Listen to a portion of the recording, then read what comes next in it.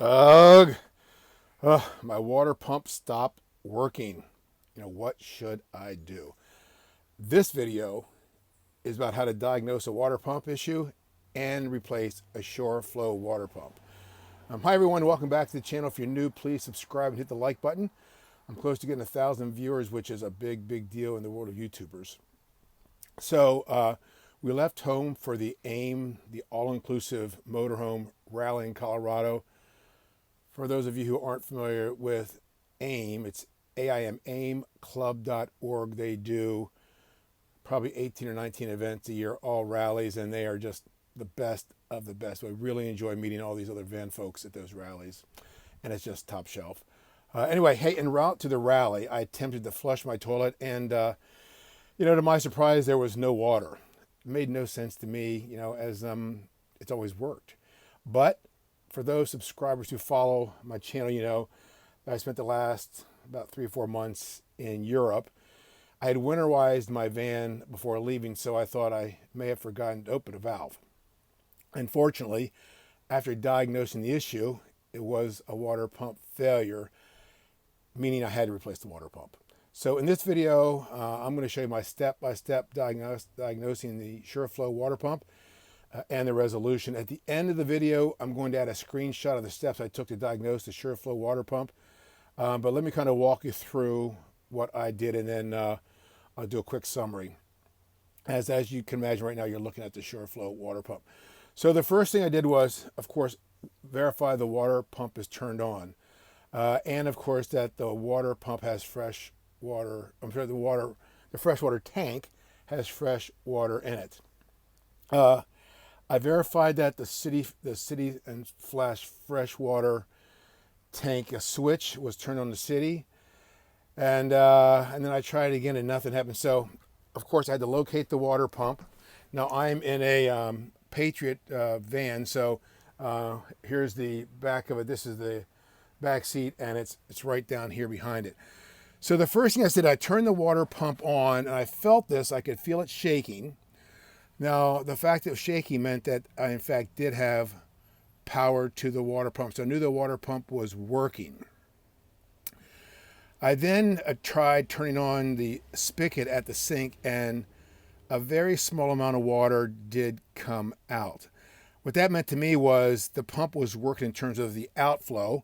It was able to push water through the pipe, but the inflow pipe, I wasn't getting any water into the water pump.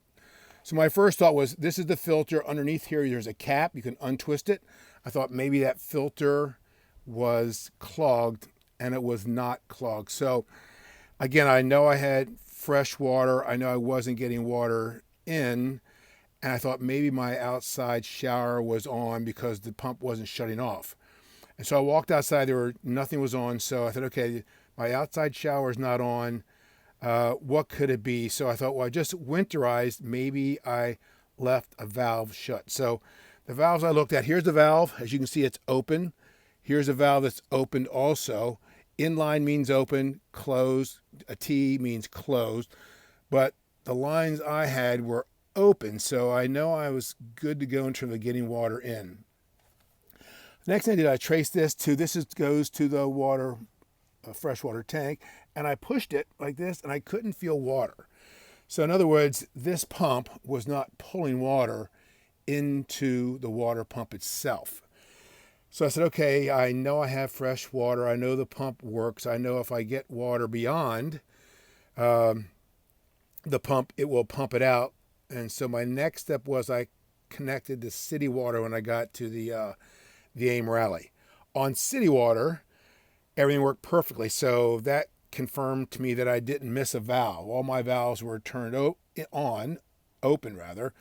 And so I knew I could get water. So then I disconnected the city water. I went to my sink, turned the pump back on, turned the water on. And again, I got a small amount of residual water, anything that was in this line that came into the pump. So probably maybe a cup or two of water. But I still was not pulling water out of here. So the next thing, what that means is there's something wrong with the water pump. I went and checked it out.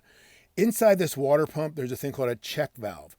The check valve is a valve that if water's coming through here on city water, it closes to allow the city water to come through, but also when you turn the city water off, it can't backflow and ruin your tank, or fill your fresh water tank rather. So I thought, okay, it's got to be that check valve. Now, this is very easy to fix. I have a video I'm going to show you at the end of this video I made on, I took the old one of these apart to show you the whole piece. Bottom line is this, there's eight screws you take out, super simple. These are very easy to disconnect. You just wiggle them and pull them straight out. I then unhooked here. Let me see if I can get that, a good shot of that. Down here. And of course this one. Now, these are just screw offs. Make sure you have a towel under there. I did have some residual water, so really important. It's over here actually, this right here. So I took the water pump out. Mine happened to be very easy. It's tied to, or mounts on this piece of wood. So it's very easy to come out. And when I brought it out, unhooked those 8 screws, the black top then comes off and I could turn it upside down. And what I found, and you'll see in a few minutes, is that the check valve had just kind of gotten rotted out. It was just dry. And so because it was dry, it wasn't sealing. Because it wasn't sealing, there was no pressure built up to suck water into here. So unfortunately, you can't just buy that little valve. That'd have been too easy, of course. I had to buy the entire new water pump. They're on Amazon. They're about 80 bucks. And when I got it, it was ready to go. You know, it comes with these wires. So I literally just had to pull the wires off the new pump, put these on, and I was completely connected correctly. Note to self, make sure you put a piece of tape around one of these so you know which goes to which. So you don't screw this up. But the bottom line is it was a very easy fix after having to learn how to do this. So I'm going to show you real fast kind of my checklist that I just walked through.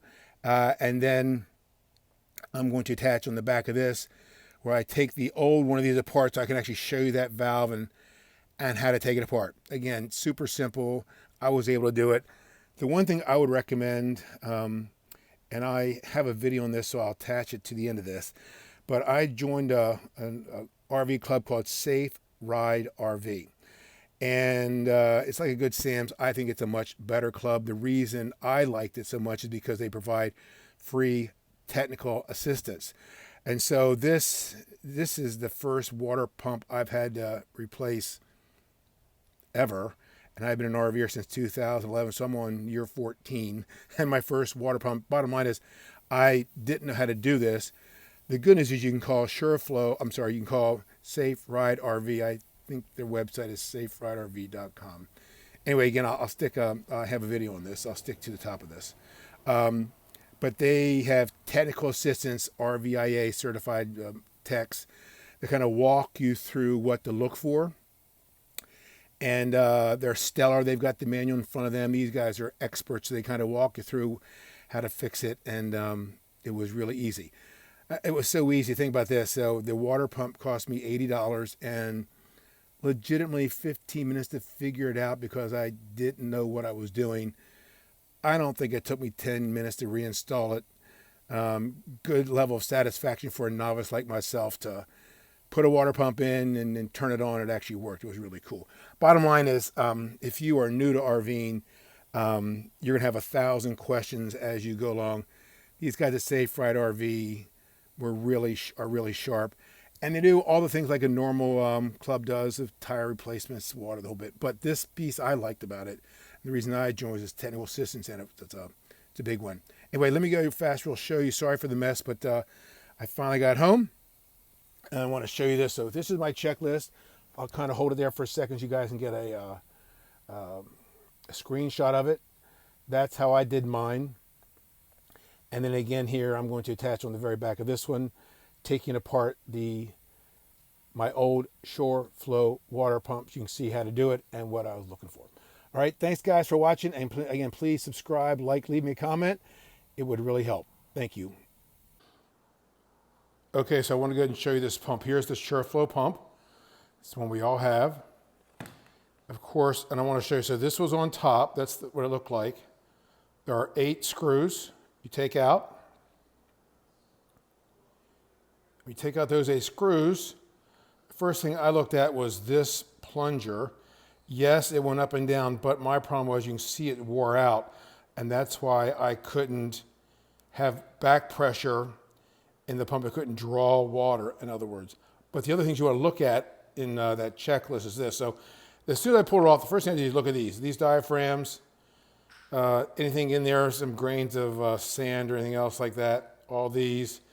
You can take this off. There's no real value to it. If you recall in my video, the motor did work, so I knew this was turning, and therefore I was pretty sure that it was this. Let me pull it out real fast for you. This plunger just lost its ability to hold. So that's why I did it, realized what was the other thing was wrong with it. The other thing I want to show you is this. So this was on top of here. And I want to show you that because you'll see in yours, these wires are connected into here. Into here.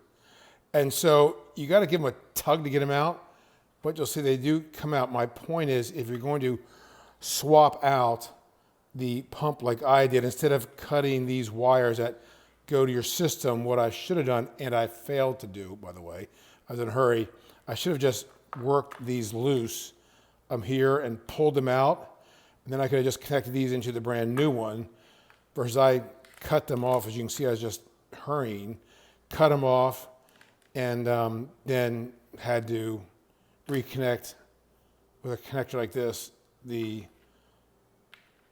a new piece of wire to the new pump. Anyway, I just want to show you that, what it looks like. Don't be afraid of this thing. You can pull it apart. It was pretty easy. Initially, I thought the problem, you can see this is off-centered, and that's how the pump works.